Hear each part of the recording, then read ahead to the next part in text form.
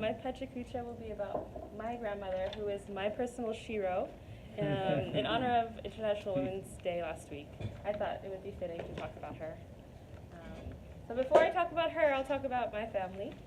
We moved to the States in '95. That's a very excited me and my brother and sister. So between the ages of 5 and 13, I had no interaction with anyone in my family back in Ethiopia. And so I made the decision to forget my language, actually, in favor of Amharic, of English. And so when I met my grandmother at 13, I was only able to say hello to her, which was a very sad emotion for me, and prompted me to relearn Amharic, which is something that I'm continuing to this day. So please encourage that. So Maya is the grandmother that I know. She actually came to live with my family. My other grandparents passed away before I could meet them, so she's really important to our family. We look at her as, our basic anchor and really our pillar. She lived an extremely challenging life, which is nothing like mine, and so looking at her life is really very instructive to me, and so I wanted to share that with you all today. She was born in 1933 in a city north of Addis Ababa called Salale, and that region was really affected when the Second Italian-Ethiopian War started. Her grandfather fought in that war and died in that war, and she needed to go to live in Addis with some family. She can remember, hiding in caves, trying to escape the mustard gas that was, used in that war, and a lot of that lingered with her, that trauma. And so when she did go to Addis to live with her family ended up losing a lot of their property. They had, farms. A lot of that was, just torn up, and basically a lot of trauma during that time. And as was the custom in those days, she got married at a very young age.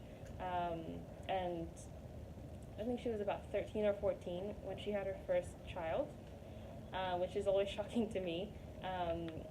And so at some point she wanted to learn a trade outside, work outside the home. So she went to school to learn how to weave.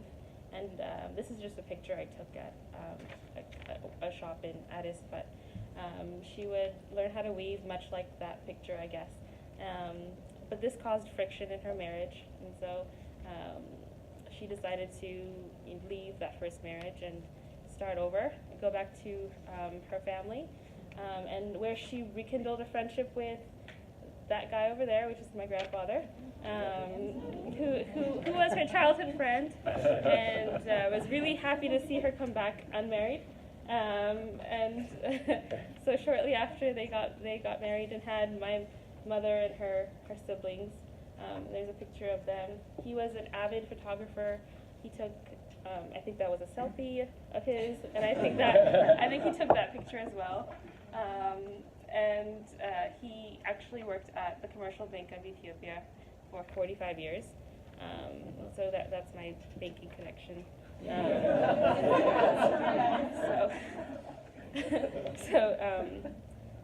For various reasons, my grandparents actually ended up divorcing as well.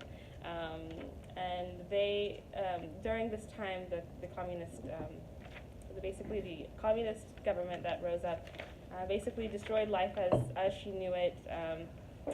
Her oldest son ended up being murdered just for being considered anti-revolutionary. This is the only picture we have of him. So that was really something she never recovered from. And that's my mother talking to him. He was her older brother. And this is something that she carried with her, always talked about. And so during this very difficult time, she had no formal education. And so the only thing that she could do was learn how to milk cows and market them. And so she, that was a difficult thing because she was basically a city girl. But she did it, and she was able to support a family of 8 people. with the income that she made, and that's why I will always, be a supporter of the livestock team, which I was an assistant for about 5 months. And so the people that she helped, raise, my mother, my uncle, my other uncle, they ended up going into fields that she did not, ever have access to, civil engineering, computer science, and marine biology. And that leads me to the question, what could she have achieved if she had access to education, access to not being pressured to get married so young, all of those things. And it'll always be a question mark because we don't know, but so yeah, that lingers with me a lot. Also the trauma that comes from her experiences, the war, and losing her child, losing so much, that kind of stayed with her entire life, and even here, she wasn't able to reconcile those two realities.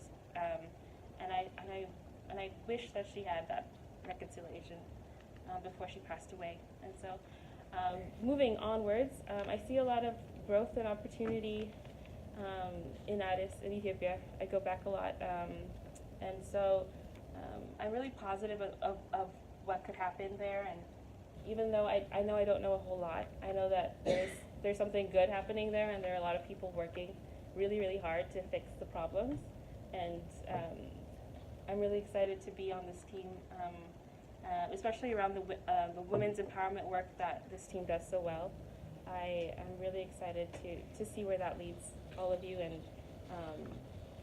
just want to know what I could contribute, really. So I'm taking this time to put myself out there and say, let me know how I can be of help, and I'm really here to learn. And thank you for watching my presentation.